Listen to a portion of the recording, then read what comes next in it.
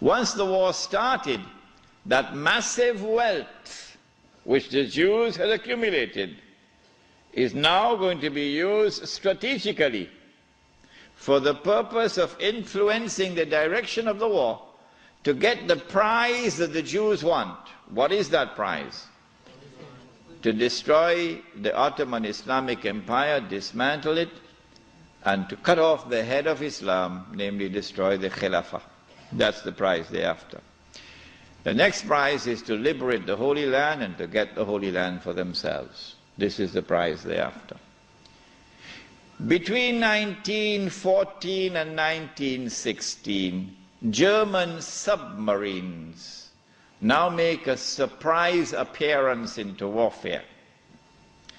As when Israel launches her big war, we're going to see weapons that the world has never seen before being introduced into warfare. When the German submarine entered into the war, it tipped the scales on the side of Germany, and by 1916 Britain was on the verge of defeat. German submarines had surrounded and marooned the island of Britain. The French government had fallen, and Germany had occupied France, and Britain was on her knees. This is the moment that the Jews were waiting for. Now the Czech is going to talk. It's called financial diplomacy. The Jews, this is the German Jews, went to the British government and said, let's make a deal. Let's make a deal. We will intervene in the war with massive financial assistance to you. Massive. And we will bring that dark horse into the race. But that dark horse didn't want to come into the race. American public opinion was overwhelmingly against involvement in the war. And the most famous American of all was not the president. He was a man who had established the assembly line for producing motor cars. And what was supposed to have been a luxury item for only the rich, or you could see how the rich people were grinding their teeth in anger when this man caused the motor car to become accessible to ordinary Americans. For $700 you can get a motor car. $1,000 you can get a Model T. What is his name? Henry Ford. And this man did something else to his workers. He didn't bother about what was the market wage. No. He said, I am concerned with paying a just wage. And that market wage is not a just wage. And so he paid his workers a higher wage than the market wage. And so he won the hearts of the American people. He became an American icon. His name was Henry Ford. And he was totally opposed to American involvement in the war. But when the Jews went to the British government and said, let's make a deal, the British government said, deal. And so Jewish money, the diamonds of Kimberley, began to roll. And Jewish money now enters into the war in a massive way. And Jewish influence over the media in the United States is now made to work, and American public opinion is being brainwashed and slowly transformed, until suddenly, to the consternation of Henry Ford and so many Americans, Franklin Roosevelt declares war, and the United States enters into the war. Britain, with this newfound wealth, and with the assistance of the United States, now has a new lease of life, and the war now takes on a direction that the Jews wanted from the first place.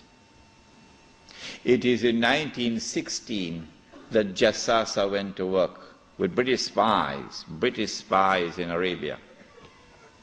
Lawrence of Arabia, of course, is the most well-known of them. These British spies were sent into Arabia, posing as Muslims.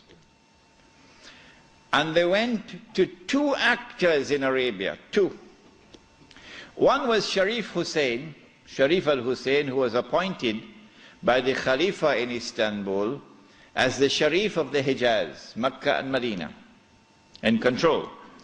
Makkah was under the control of an Arab battalion, but Medina was under the control of a Turkish battalion. And I wish I could understand why the Khalifa insisted on the Turkish battalion under the leadership of Fakhri Pasha to defend Medina. I don't know why. So when the British spies went to Hussein, they offered him the moon. They offered him the moon. We will liberate the land of the hated Ottoman Turks, and we will give you independence and freedom, and you will now become the king of the Arabs. Remember, Britain is not talking about Khilafah. No, we'll make you the king of the Arabs. And we also prepared to offer you a little, you know what, just £7 million. Huh? £7 million at that time is what Bill Gates has now. Sharif Hussein, the great-great-grandfather of Abdullah in Jordan now, then betrayed the Prophet Muhammad ﷺ, betrayed 1400 years of history of this ummah, violated the plain and clear command of Allah subhanahu wa ta'ala in the Quran in Suratul Ma'idah, in which He commanded us, Ya ayyuhalladhina amanu la tattakhidhul yahuda wan nasara awliya. Do not take the Jews and do not take the Christians as your awliya. Do not establish an alliance with them in which you become dependent upon them and subservient to them. Do not do that, says Allah. بَعْدُهُمْ أَوْلِيَاءُ بَعْضٍ. They are protecting friends of each other. وَمَنْ يَتَوَلَّهُمْ مِنْكُمْ فَإِنَّهُ مِنْهُمْ. Whosoever from amongst you turn to them for that kind of an alliance, you no longer belong to this ummah, you've now joined them. إِنَّ اللَّهَ لَا يَهْدِي الْقَوْمَ الظَّالِمِينَ. Surely Allah will never provide guidance for a people who commit such an atrocious act of wrongdoing. And this is precisely what Sharif Hussein did, and what all his descendants from that day to this day have been doing. But the chickens are coming home to roost now for Abdullah. And the chickens are coming home to roost for Abdullah.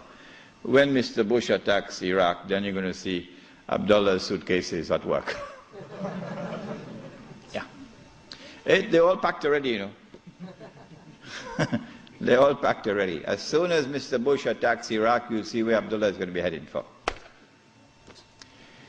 Sharif Hussein now accepts 7 million sterling pounds and enters into a military alliance with Britain and declares himself independent of the Ottoman Khalifa.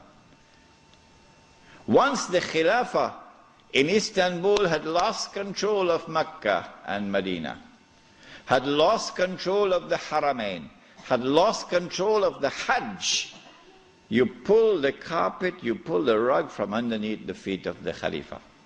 His Khilafah is now losing legitimacy. Can anyone be Khalifa? Can you appoint a Khalifa here in downtown Lakemba? Can Mullah Umar have been recognized as the Khalifa? No, why not? Because when the Hajj comes, Amirul Mu'mineen Mullah Umar will have to apply for a Saudi visa to perform the Hajj. Huh? And if the Saudis reject the visa, the Khalifa can't perform the Hajj. All right? And so the British calculated, if we can wrest control of the Haramain and the Hajj away from the Khalifa in Istanbul, then the legitimacy of his Khilafah will begin to crumble. And so this was 1916.